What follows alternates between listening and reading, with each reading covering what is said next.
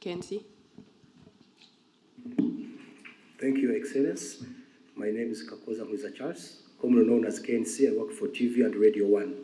My question, DRC government rejected or refused to put into place the commitments, Washington commitments of June 27th.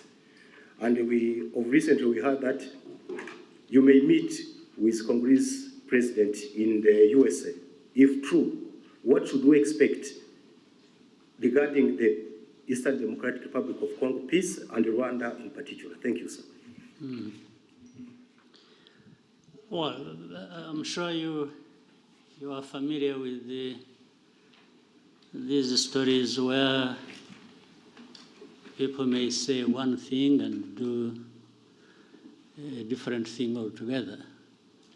And sometimes it even becomes a pattern for some people to just not do what they have said they are committed to doing. And that is a characteristic of the situation you have with the DRC. The good thing is it's always in the open, it's in public. You don't have to explain much. If they were doing it quietly, people would get confused and start saying that maybe others are actually responsible for all that they are seeing. But the good thing, they come out and say it. They agree one thing in Washington or even in Doha, and that is made public. Then the next day or week, someone says, no, we are not going to do this and this until something else is done. And even when what they are referring to has also been under discussion. And whether in your mind you agreed or not, what has come out of you, if it's on record, you definitely have a problem explaining why you would agree one thing in the room, and then when you are out in speaking to the media or to whoever, you say a completely different thing, or even renege on what you actually said you are going to do. So that is one part of it. But somehow we've been limping through this all the way. Some things done, others not, others half. And now maybe possibly with the time taken and effort, we'll find ourselves in Washington, which I should have started with. I think the fact that there is even a possibility of meeting in Washington and discussing or agreeing or signing anything is a good effort. For all the years before, we haven't had anything like that. We have had people come visit us, visit Rwanda and Congo, and rush to the UN and the Security Council and make decisions and make announcements and pass resolutions. That's why in the first years we spent a lot of time on that without really having anything tangible in place. I think this process or the two processes, one in Washington, another in Doha, but talking about Washington, it's a good step in the right direction. Whether we arrive at a decisive moment that gives us a clear possibility and optimism that we are near finding lasting peace and so on. Yeah, it's something we can still continue to hope for and work towards.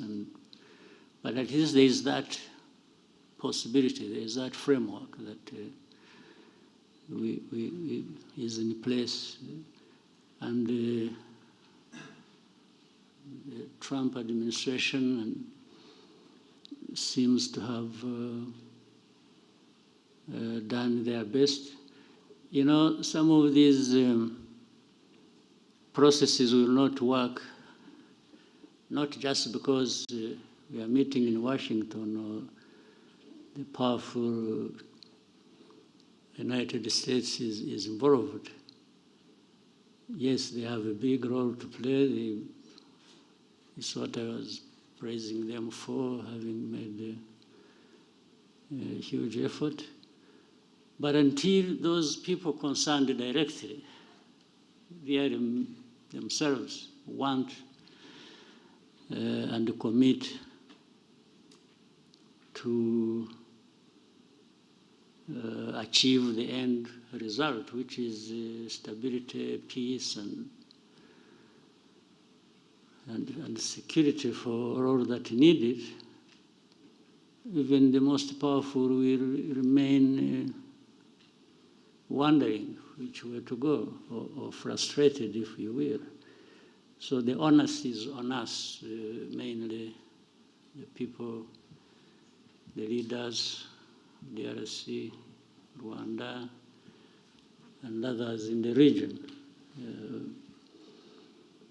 You know, Washington took over this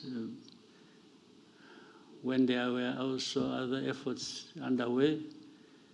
I'm sure maybe one of you will be asking, or you yourself had it on mind but didn't raise it.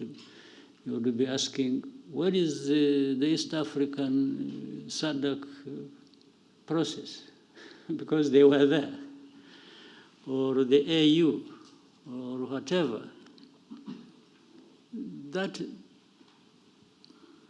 speaks volumes. And the reality is the knot is tied in one place. That these problems are happening in Congo, but it seems the leaders don't care or don't know, or they have refused to take responsibility. They just keep daydreaming and talking about all kinds of things, and whenever they've gone all places, the only thing they know how is to keep asking sanctions for Rwanda, sanctions for Rwanda. Okay, but if you sanction Rwanda, how does it solve your problem? How does it solve your mismanagement of your counter affairs? How does it give citizenship rights to the people who have been complaining for decades and have had to take arms and fight you? How does it solve the problem of you having to import mercenaries to come and ask and fight for you? How does it do that? I mean, you know, people should really see things for what they are, and you may hear so many stories about different things, but you also have the ability to see through all that and make your own judgment. So, summary of so much I have said, I'm always optimistic. I always hope there is a chance another day and the following day. But I remain prepared to take care of the business I have to take care of.